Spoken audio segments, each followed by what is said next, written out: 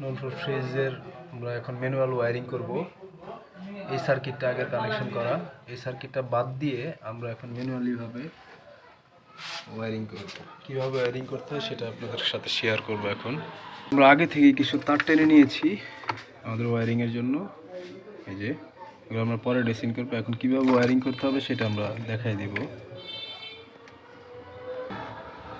আগে ছিল DC fan, ফ্যানটা কোথায়?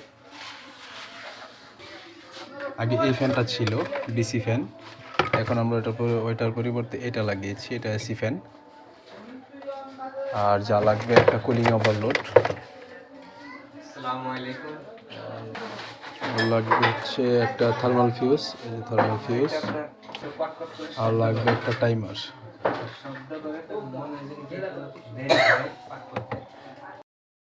যাবতীয় সব কিছু নিয়েছি। আর এইখানে তারগুলোর মধ্যে আমরা মার্ক করে নিয়েছি যাতে আমরা পেছনে গিয়ে আমরা তারগুলো সঠিকভাবে চিনতে পারি, এই জন্য আমরা মার্ক করে নিয়েছি। এখানে বিভিন্ন কালারের দিলে ভালো হয়, কিন্তু এই তারটা অনেক ভালো, এই জন্য আমরা এই 2 কালার 3 কালারের ছিল, এগুলো আমরা এই জন্য চিনতে যাতে ভালো সুবিধা হয়, এই জন্য আমরা মার্ক করে নিলাম। এখন আমরা যেটা করব, কানেকশন করব। যে কোনো একটাকে প্লাগের ফেজ ধরে নিব, ধরে আমরা থার্মোস্ট্যাট সুইচের একটা পয়েন্টে দিয়ে দিব। হ্যাঁ, তারপর থার্মোস্ট্যাট সুইচে দেওয়ার পরে থার্মোস্ট্যাট সুইচের দ্বিতীয় পয়েন্ট যাবে হচ্ছে টাইমারের মেইন পয়েন্টে, ওইটা আমরা পেছনে গিয়ে দেখাবো। এখন আমরা যে কোনো একটাকে টাইমারের মেইন পয়েন্ট হিসেবে ধরে নিব। টাইমারের একটা হিটার পয়েন্ট ধরবো, আরেকটা টাইমারের নিউট্রাল পয়েন্ট ধরবো, আর আরেকটা মেন নিউট্রাল হিসাবে ব্যবহার করব। তো আমরা এখান থেকে যে কোনো একটাকে টাইমারের হিটার পয়েন্ট ধরলাম। টাইমারের হিটার পয়েন্ট আসবে হচ্ছে কুলিং ওভারলোডের এক পয়েন্টে। এই হচ্ছে আমাদের কুলিং ওভারলোড, এটার একটা পয়েন্টে যাবে। তাহলে আমরা টাইমারের দ্বিতীয় পয়েন্ট যাবে হচ্ছে থার্মাল ফিউজের এক পয়েন্টে। এই হচ্ছে থার্মাল ফিউজ, থার্মাল ফিউজের দ্বিতীয় মাথা এবং টাইমার থেকে আসা নিউট্রাল পয়েন্টটা এক হয়ে আমরা কানেকশন করব হচ্ছে এই হিটারের একটা পয়েন্টে। এরপর আমাদের হচ্ছে আর 2টা তার বাকি আছে, এর মধ্যে আমরা একটাকে নিউট্রাল হিসেবে ব্যবহার করব, আরেকটাকে ফ্যানের জন্য ফ্যানের ফেজ হিসেবে ইউজ করব। ফ্যান মূলত ডোর সুইচে কানেকশন করতে হবে, কিন্তু আমরা আপাতত ডোর সুইচে কানেকশন করব না, ডোর সুইচটা আমরা পরে কানেকশন করে নিব। এখন এটাকে সরাসরি নিয়ে আসলাম আমরা টাইমারের কম্প্রেসর পয়েন্ট থেকে, এটা ফ্যানের মধ্যে কানেকশন হবে। একটা মধ্যে আমাদের আরেকটা কানেকশন লাগবে, সেটা হচ্ছে নিউট্রাল। তো আমরা তো আরেকটা তার রেখেছি নিউট্রালের জন্য, এই যে এই তারটাকে আমরা এখানে নিউট্রাল দিয়ে দিব। এবং হিটারটা যে আমরা ফেজ দিয়েছি ঠিকই, কিন্তু হিটারটা চলার জন্য নিউট্রাল প্রয়োজন। এই যে আমরা এইখান থেকে এটাকে এই নিউট্রালের সাথে কানেকশন করে দেবো। এই তারটার সাথে ফ্যানের নিউট্রাল দিয়ে দিলাম, ফ্যানের ফেজ দিয়ে দিলাম। এই যে মোটামুটি আমাদের কানেকশন, এখানে কানেকশন শেষ। এবার আমরা পেছনে যাব। এই যে আমরা তারগুলো বের করছি, এই তারগুলো দিয়ে আমরা এখন কানেকশন করব। এই যে এখন আমরা টাইমারটা কানেকশন করব, বা টাইমারের যে বাকি কানেকশনগুলো ছিল বাহিরে এগুলো করব আমরা আমাদের সুবিধার্থে। এই যে এভাবে ভিতরে কোডগুলি, কালার কোডগুলো লিখে রেখেছি যাতে সুবিধা, আপনারা আপনাদের সুবিধার্থে লিখে রাখবেন যাতে কোডগুলি বের করতে সুবিধা হয়। এখন আমরা কোড দেখে দেখে মিলাবো। এখানে টাইমারের পয়েন্টগুলো আমরা বের করব। টাইমারের পয়েন্টগুলোর মধ্যে আছে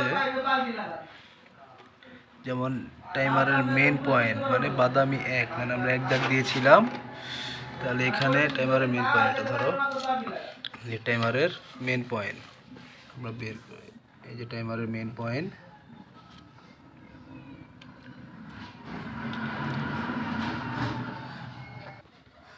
আমরা দিলাম টাইমারের মেন পয়েন্ট, টাইমারের মেন পয়েন্ট। এখন হচ্ছে টাইমারের নিউট্রাল পয়েন্ট, এটা হচ্ছে নীল 2 দাগের, যেটা এখানে হচ্ছে আমরা 2 দাগ দিয়েছি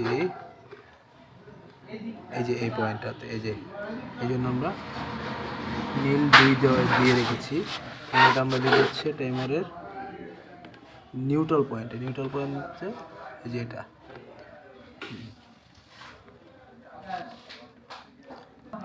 এরপরে আমরা দিব হচ্ছে টাইমারের হিটার পয়েন্ট, লিখেছি নীল 3, নীল 3টা হচ্ছে আমাদের এই যে 3 দাগ দেওয়া টাইমারের হিটার পয়েন্টে।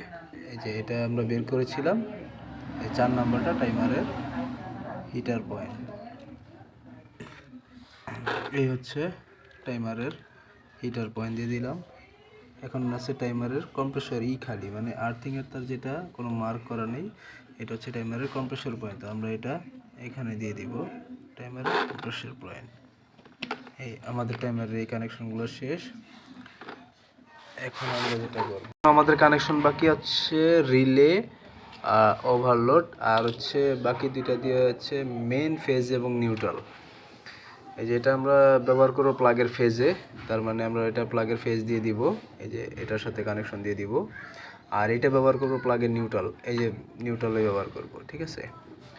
এখন এই কম্প্রেসর পয়েন্টটা থেকে আমরা ফ্যান দিয়েছি এবং আরেকটা দিব হচ্ছে এই ওভারলোড।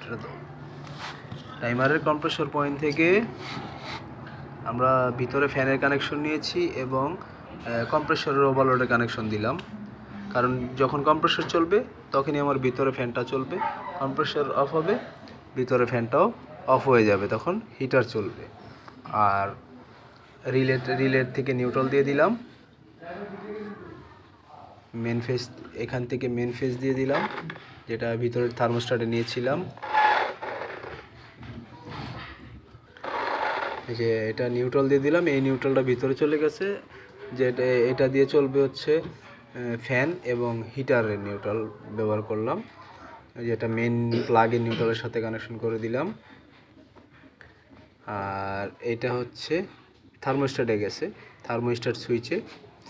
তাহলে আমি আবার রিভিউ করে দিচ্ছি। এই প্লাগের ফেস ভিতরে থার্মোস্ট্যাট সুইচে গিয়েছে, থার্মোস্ট্যাট সুইচ থেকে এই যে টাইমারের মেন পয়েন্টে আসছে।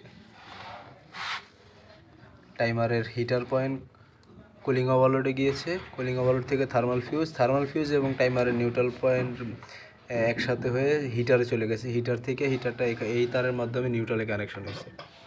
কম্প্রেসর পয়েন্ট থেকে ভিতরে ফ্যান দিয়েছি, ফ্যানের নিউট্রালটা এই নিউট্রালের সাথে আমরা এই যে এই তারটা দিয়ে ভিতরে নিয়েছিলাম, এটা দিয়ে ভিতরে কানেকশন করে দিলাম, শেষ। এই হচ্ছে আমাদের কানেকশন শেষ। এবার আমরা চালিয়ে দেখব। যে আমরা রিলে ওভারলোডটা কম্প্রেসরের সাথে কানেকশন করে দিয়েছি এবং অ্যাম্পিয়ার মিটারটা লাগিয়ে নিলাম বেশি সেটআপ দিয়ে, যাতে আমরা অ্যাম্পিয়ারটা দেখতে পারি। এখন আমরা গুছালাম না, এখন শুধু আমরা চালু দেওয়ার জন্য তারগুলো এভাবে রাখলাম। কাজের শেষে অবশ্যই এগুলো গুছিয়ে দিতে, সুন্দর করে ড্রেসিং করে দিতে হবে। তারগুলো হিটারে ফালাবো, এই যে হিটারে ফালাইলাম, দাও পাওয়ার সুইচটা দাও। এখন কিন্তু কম্প্রেসর চালু হয় নাই, ঠিক আছে। এখন আমরা কি করব, এটাকে কম্প্রেসরে ফালাবো। এই দেখেন আমাদের কম্প্রেসর চালু হয়ে গেছে অলরেডি,